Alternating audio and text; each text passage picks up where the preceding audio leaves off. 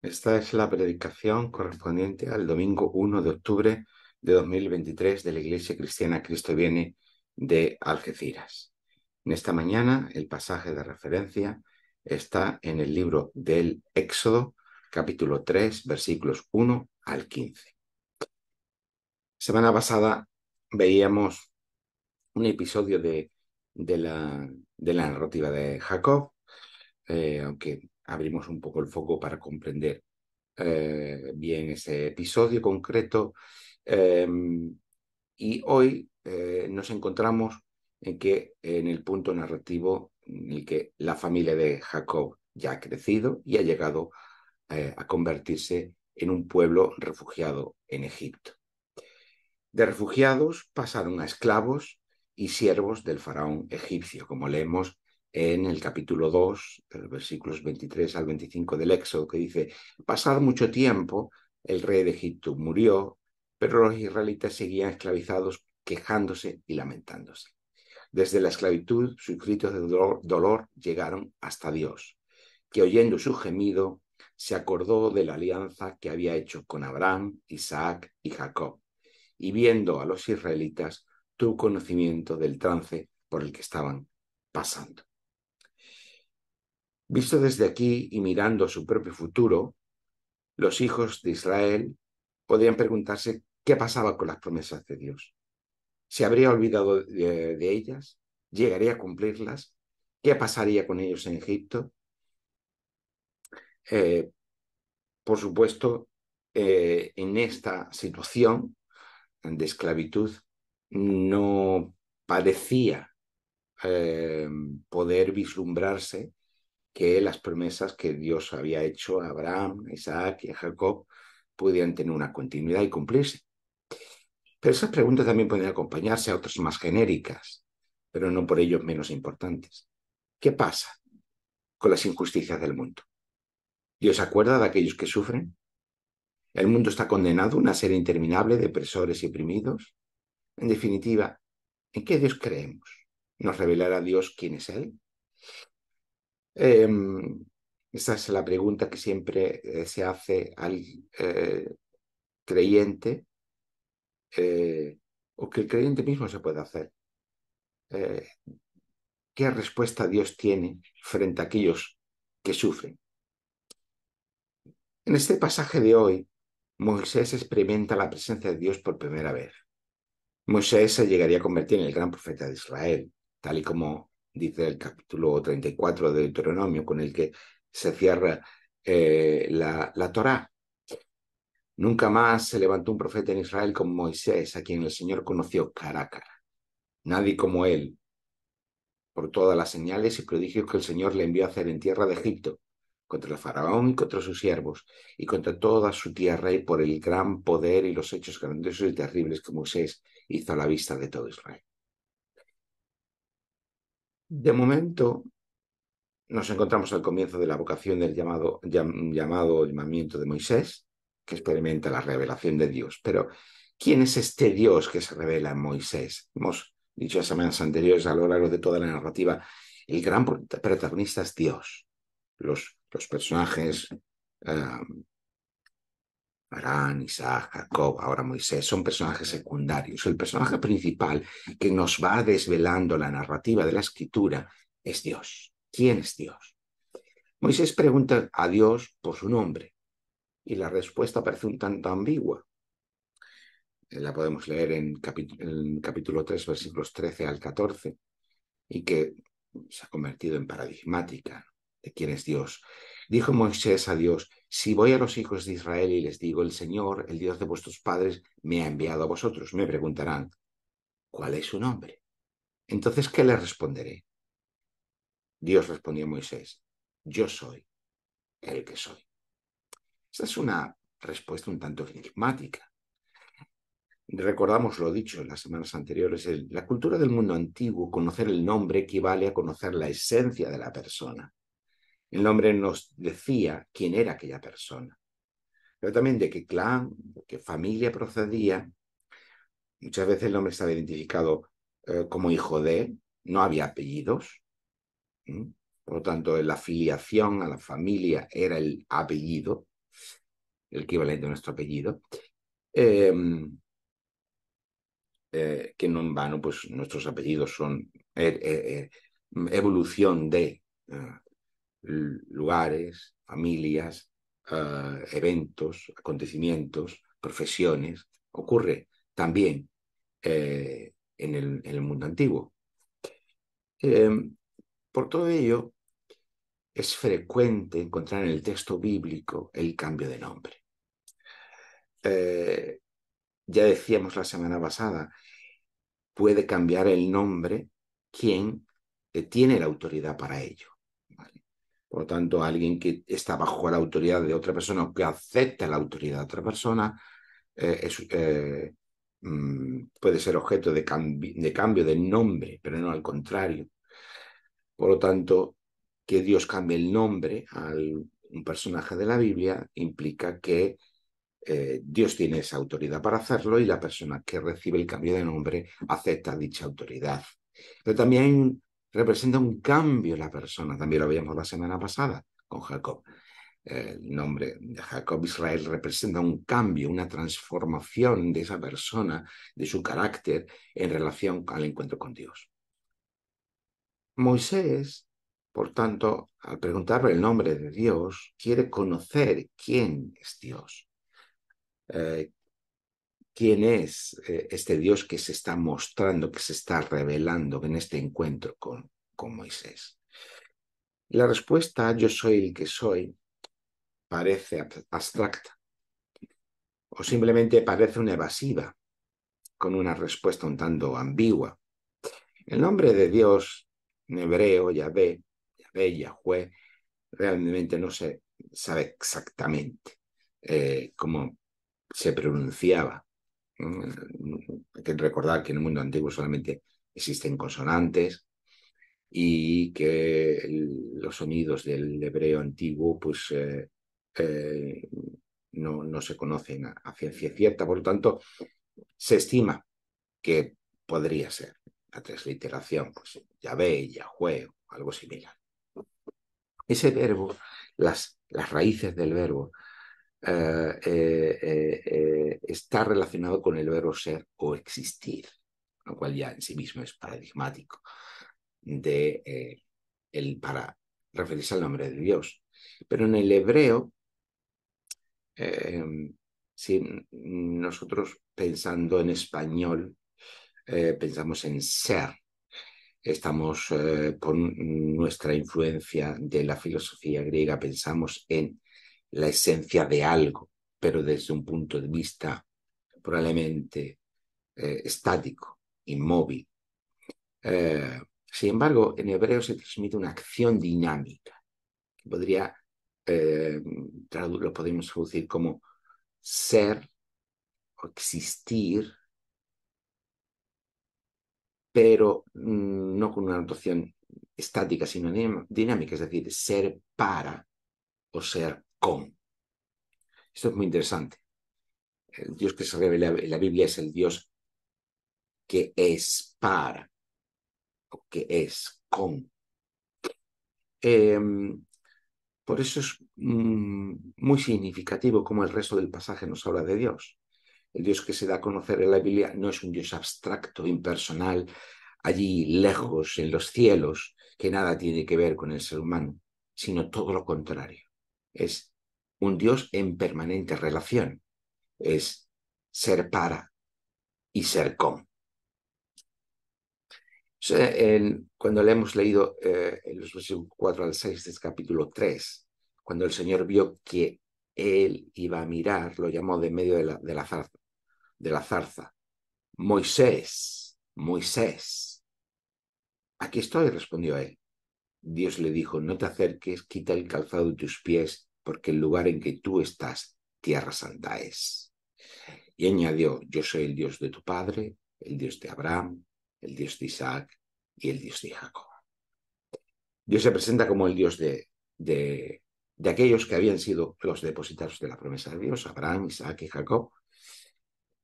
De manera que es interesante porque Dios está relacionado con la vida de personas concretas. Así que esa abstracción de yo soy el que soy en realidad tiene que ver con la historia, con la narrativa, con la biografía de personas concretas. De manera que el Dios de la Biblia es un Dios que se manifiesta de manera personal, porque establece una relación con personas. Y entonces en esa relacionalidad se nos muestra, en el encuentro con el ser humano, se nos muestra como Dios personal. Por cierto, siempre lo recuerdo, no está de más decirlo y recordarlo, lo personal tiene que ver con esta realidad de ser con y ser para. Por lo tanto, es su manifestación relacional. Dios es persona porque tiene la capacidad de relacionarse con su creación, especialmente con el ser humano, creado a su imagen y semejanza, pero no tiene que ver con una personalidad individual y, por supuesto, muchísimo menos con ninguna noción de individualismo que es característico de nuestra cultura. Por eso este Dios, que se relaciona con seres humanos concretos, es el Dios de una familia. Qué bonito esto. Dios de la Biblia es un Dios de una familia, la familia de Abraham. No es el Dios de la naturaleza, puede ser Baal, Mot, los dioses cananeos, ni un lugar. En el mundo antiguo era frecuente que los dioses estuvieran asociados a un lugar, a un espacio concreto, ni de una acción, el dios pues, de la lluvia, el dios de la guerra, el dios de determinados fenómenos, sino el dios de una familia. Esa familia que es portadora de las promesas de Dios. Eso ya nos está diciendo mucho acerca del Dios que se nos manifiesta en esta narrativa. El Dios de la Biblia es el Dios de una familia que porta las promesas de Dios. Abraham, Isaac y Jacob son los portadores y los depositarios de la promesa de Dios. Por lo tanto, también Dios se muestra como el Dios de una promesa. Como esa veíamos la semana pasada, esa promesa que se había dado a Abraham, que después se confirma a Isaac, y la semana pasada vimos cómo fue renovada por Dios a Jacob. Lo leíamos en Génesis capítulo 35, versículos 10 al 11, que recuerdo que dice, y Dios lo bendijo, diciéndole, tu nombre es Jacob, pero ya no te llamarás Jacob. A partir de ahora tu nombre será Israel. Vemos aquí el cambio de nombre nuevamente, como decíamos antes. Así que Dios le cambió el nombre y lo llamó Israel. Dios puede cambiar el nombre a Jacob porque muestra como alguien con autoridad sobre él. Entonces dijo Dios, yo soy El Shaddai, que significa Dios Todopoderoso. Sé fructífero, multiplícate, llegarás a formar una gran nación, incluso de ti saldrán muchas naciones. Habrá reyes entre tus descendientes.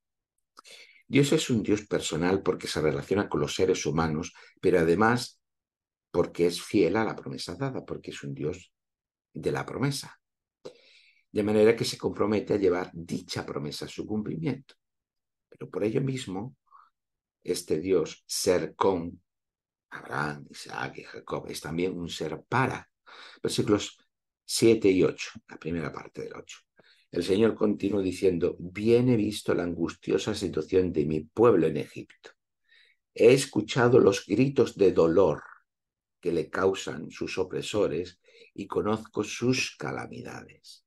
Ahora he descendido para librarlos del poder de los egipcios y sacarlos de ese país para conducirlos a una tierra fértil y espaciosa, a una tierra que emana leche y miel.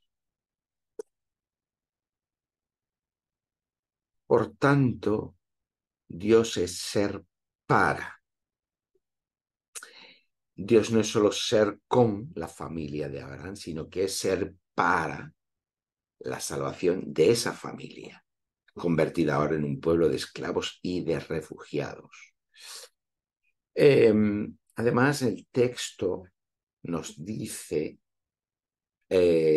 ahora he descendido, dice Dios, para librarlos del poder de los egipcios.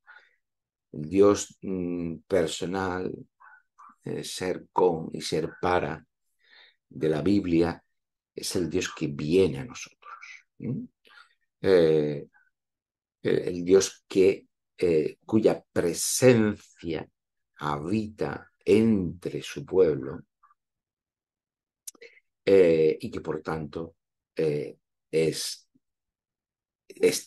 ser con, estando entre su pueblo.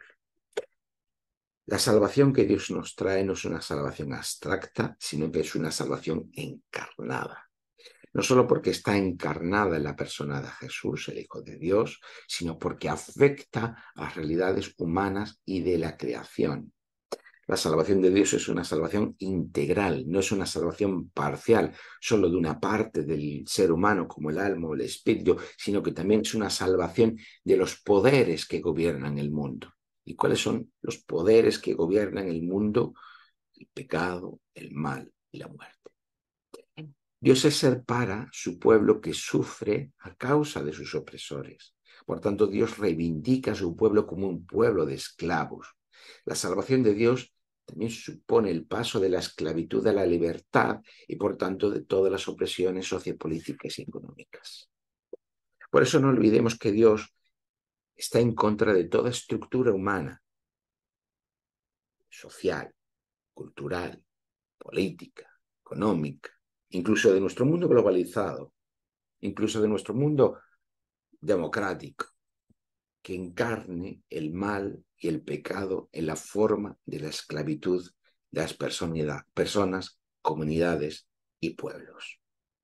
Cuando la gente pregunta dónde está Dios cuando hay seres humanos que sufren, dónde está Dios cuando hay personas que experimentan atrocidades a manos de aquellos que las perpetran, la respuesta es, sin ningún género de dudas, que Dios está al lado, con y para de todo aquel que sufre.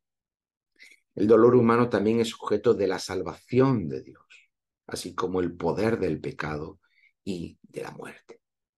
Hemos comenzado preguntándonos por este Dios que se revela a Moisés. La respuesta la tenemos compendiada en el último versículo de nuestro pasaje de hoy, en Éxodo 3:15. Además, Dios dijo a Moisés, así dirás a los hijos de Israel, el Señor, el Dios de vuestros padres, el Dios de Abraham, el Dios de Isaac y el Dios de Jacob, me ha enviado a vosotros. Este es mi nombre para siempre. Con él se me recordará por todos los siglos. Por tanto, el Dios que se revela a Moisés es de Dios personal, ser con su familia, la familia de Abraham, así como es ser para salvación de dicha familia, cuando ésta cae en la esclavitud. El Dios de la Biblia es el Dios creador. Eso supone, como ya vimos al principio de la temporada, que el ser humano no es Dios y que el mundo no es Dios. Porque el mundo no es Dios y el ser humano no es Dios, se puede criticar y estar en contra de todas aquellas estructuras de pecado y de mal que esclavizan a las personas y a los pueblos, porque no pueden ser legitimadas ni por un orden natural ni por el estado natural de las cosas, como en ese mundo divino o divinizado, ni tampoco porque haya algún ser humano que haya venido a ser igual a los dioses. Dios de la Biblia es el Dios que viene a nosotros y que rompe en nuestra realidad como seres humanos. Por eso, este Dios creador es también un Dios salvador, un Dios que oye el clamor de los oprimidos y que como respuesta es fiel a la promesa dada, por la que a través de su pueblo de esclavos liberados, reivindicados y justificados, se convierte en bendición de todas las naciones.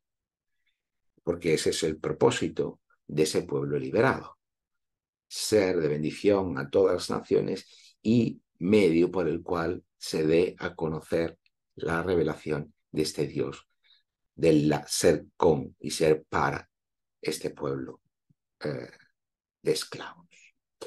Por último, antes hemos dicho que el nombre Yahvé, el nombre que Dios recibe en hebreo, tiene que ver con ser. No es, por tanto, el ser de Dios de una sustancia estática e inmutable, como hemos dicho antes, a la manera griega, sino que el ser de Dios es dinámico, porque está involucrado en la salvación de su creación para transformarla en una nueva creación. Por lo tanto, tenemos un dinamismo en la manifestación de Dios porque hay un propósito dinámico de Dios de transformación de su creación en una nueva creación. Se muestra, por tanto, en ese ser para de Dios. No obstante, la teología cristiana que se ha hecho un accidente desde el siglo IV, a partir de San Agustín, ha pensado que la salvación de Dios es respuesta a Génesis 3. Y aunque Génesis 3 tiene su propósito y tiene su importancia y es paradigmático, y Adán y Eva son arquetípicos, y con eso quiero decir que representan lo que significa la condición humana, en realidad el Dios de la Biblia es el Dios del éxodo. No quiere decir que el Dios que se nos está revelando en esta primera parte de la narrativa bíblica no sea el Dios de la Biblia. Quiero decir que el énfasis que la propia Biblia tiene acerca del propósito de salvación de Dios, Génesis 3 no es causa del propósito de salvación de Dios. Génesis 3 tiene una función de transmitirnos cuál es la condición del ser humano. Pero el propósito de salvación de Dios se nos manifiesta a partir precisamente de la acción salvífica y salvadora de Dios en el Éxodo. Como ya vimos las primeras semanas, Dios pone orden en una creación en la que está presente el no orden del caos y de las tinieblas, que es inherente a la condición de creación del mundo, haciendo del mundo un templo para su presencia y del jardín del Edén, el lugar santo para relacionarse con el ser humano. Pero el desorden emerge cuando el ser humano busca un orden y una sabiduría que no viene de Dios. No obstante, Génesis 3, y esto es algo muy importante tener en cuenta, no aparece como referente en todo el Antiguo Testamento. Y cuando llegamos al Nuevo Testamento, los evangelios, cuando quieren explicar lo que ocurre con Jesús en la cruz y en la resurrección, pero también con su vida, no recurren a Génesis 3 como una causa a la que hay que responder. ¿Cuál es el referente principal sobre el que se vuelve una y otra vez en el Antiguo Testamento, recreado por los profetas, por los salmos? ¿Cuál es lo que se está repitiendo en la propia ley una y otra vez? Como veremos la semana que viene, asociado, por ejemplo, a los 10 mandamientos. ¿Cuál es ese motivo que está repitiéndose y cuál es esa salvación de la que se está hablando una y otra vez a lo largo de todo el Antiguo Testamento? La acción de salvación de Dios en el Éxodo. Y los evangelios explican los hechos decisivos de Jesús como una nueva Pascua.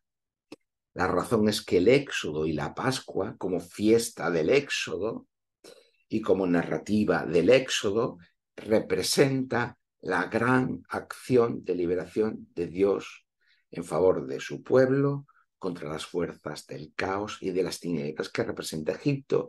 Y por tanto, a esa luz, y leído bajo esa luz los acontecimientos que nos narran los evangelios, vemos precisamente cómo Jesús es la nueva Pascua, es la gran acción de liberación de Dios. La vida, la muerte y la resurrección de Jesús es esa nueva gran acción de Dios como la nueva Pascua por el que Dios llega a convertirse en rey y reinar por medio, empezar a reinar por medio de Jesús en favor de toda su creación para vencer las fuerzas del caos y de las tinieblas que emergen en la creación. Y ahí se nos muestra precisamente ese ser con y ese ser para, del que nos habla la expresión yo soy el que soy, el propósito de Dios, del que nos está hablando toda la narrativa de la Escritura y del que la acción de liberación del Éxodo y que es renovada, llevada a un nivel de profundidad mayor en la Pascua de Jesús, nos está mostrando. Por lo tanto, el Dios de la Biblia es el Dios del Éxodo, en el que, por supuesto, también es de Génesis 1, 2 y 3, hasta Génesis 11, pero en el que esos capítulos nos están mostrando de manera paradigmática, arquetípica, la condición del ser humano, así como quién es Dios también y cuál es eh, eh, su propósito eh, respecto a su creación. Así que, como siempre hacemos, intentamos ver los textos en el contexto de la gran narrativa. Nos quedamos con esto. Dios de la Biblia es ese Dios con y ese Dios para. Por tanto, es un Dios también contigo y para ti. Todos los que ponemos nuestra fe en este Dios que se nos manifiesta en la Biblia y de forma especial por medio de la persona de Jesús, nos incorporamos a esta gran narrativa, nos incorporamos a esta gran historia. Por lo tanto, Dios llega a convertirse para nosotros en el Dios con nosotros y el Dios para nosotros. No es un Dios abstracto, un Dios lejano, un Dios de la naturaleza, no es un Dios de un lugar ni de unas acciones concretas. Es el Dios que viene a mí para, para mí y conmigo, sin olvidar que no todo y termina con ni para mí, sino que soy incorporado a esa gran narrativa de todos aquellos que nos han precedido, pero también con la esperanza de que un día tenga la consumación final en esa acción definitiva de transformación de Dios, de su creación. Y todo eso estamos. Pero hoy quiero que nos quedemos con esta idea. Dios de la Biblia es el Dios conmigo y para mí. Que el Señor nos bendiga.